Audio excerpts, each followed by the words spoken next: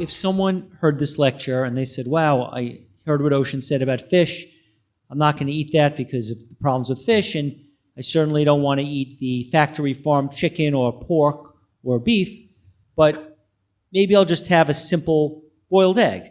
So what is the impact on having a nice, friendly boiled egg on the environment? Stephen, do you have an agenda here? I'll at the risk of being unpopular with the vegan world, I don't have an ethical problem with a neighbor who has chickens in the backyard, and those chickens are clucking around and living a good life, and they're protected from coyotes in something, and they poop on the soil, and they're even made into a little chicken tractor to help stir up the ground, and their eggs are eaten by humans. I don't have an ethical problem with that. And we have a neighbor who does just that, and they gave us eggs, and we ate them, and that started me feeling comfortable with pasture-raised eggs. In moderation. I don't think they're some health savior, but I don't have an ethical problem with it personally. So that's just to put that out there. And, conventional eggs are raised in brutal, horrific conditions. Even free-range certification means the birds had 2 or 3 square feet per bird, which is not good in my book. Pasture-raised means 108 square feet. That's really, really different. That means they actually ran around outside and had room to roam. And so personally, those are the only eggs I ever consume, but I do include them in my ecosystem of food, and I feel comfortable with that. And from a health standpoint, that isn't to say there's a lot of controversy here. I'm not necessarily advocating that they are something you should eat for a healthy diet. I am just saying that I don't have an ethical problem or an ecological problem with it. So that might not be the answer you were looking for, but that's where I am with it. Yeah. Yeah. First of all, I never liked eggs. So, besides, that being said, and I'm just joking, but actually, I never did like eggs. It actually, in terms of diabetes, as I mentioned this morning, 1 egg a week is going to increase your rate of getting diabetes by 76%. If you do an egg a day, you're increasing your rate of getting diabetes by 300%. That's one level of issue. That's about diabetes. Now, in terms of blood type, it turns out for like a whole lecture to explain it, but basically eggs create a problem with every blood type. It cuts across the whole blood type thing. So it creates a kind of sensitivity and an inflammation. So that's, again, a thing that not a lot of people are aware of. But the major blood types are all more sensitive to eggs. So it's not good for your health that way as well. So I'm just kind of mentioning 2 little things about eggs that we can consider. There is an issue of, again, I think it's more commercially grown eggs, but of a certain kind of cancer that's passed on with eggs, commercially grown eggs. I won't go into details of it, but so there are some issues. Salmonella is another thing that's passed on the eggs. So there are problems with the commercially grown eggs, different than a locally grown egg, hopefully. Okay, so there's just a few things to consider in the picture in terms of a health issue. So I'll just raise it that way about the egg issue.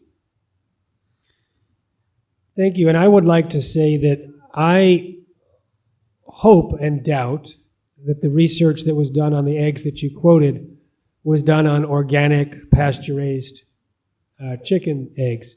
Because I have learned that the quality of the egg and the reactivity of the egg eater is a lot dependent on what the chicken eats. I heard a story from a farmer whose friends had the following experience.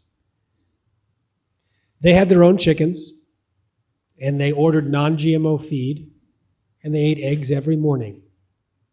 And one morning after eating eggs, the wife and the daughter had an anaphylactic allergic reaction and were rushed to the hospital.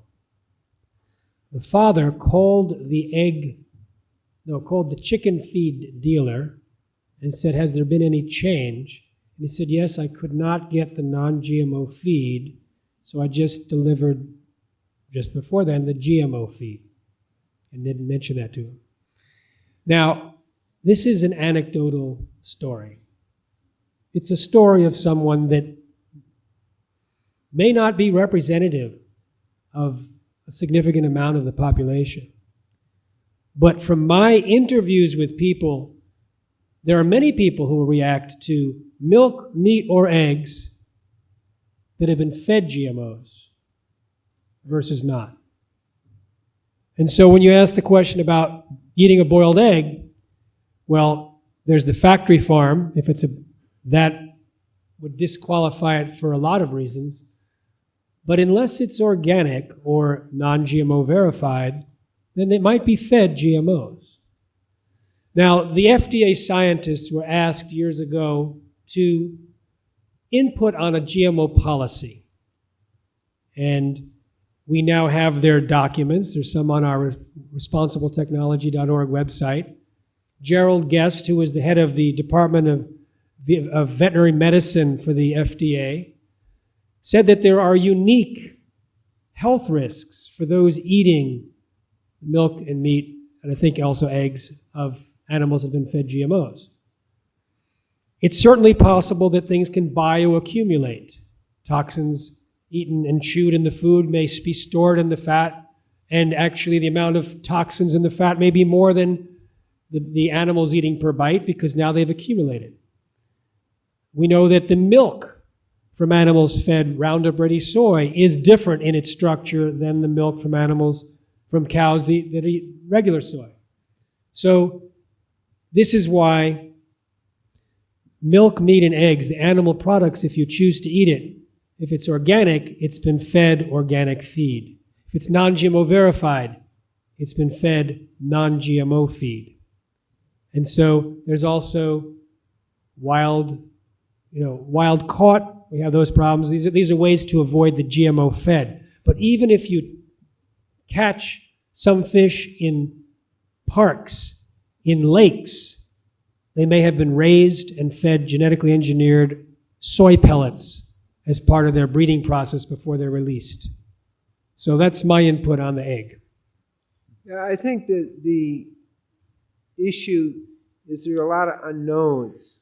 My thing is a very old teaching from Maimonides, a great medieval physician, 12th century. If there's a question, don't eat it. Real simple stuff. If there's a question, don't eat it. So it's a very important health principle. And there is a question. That's the key.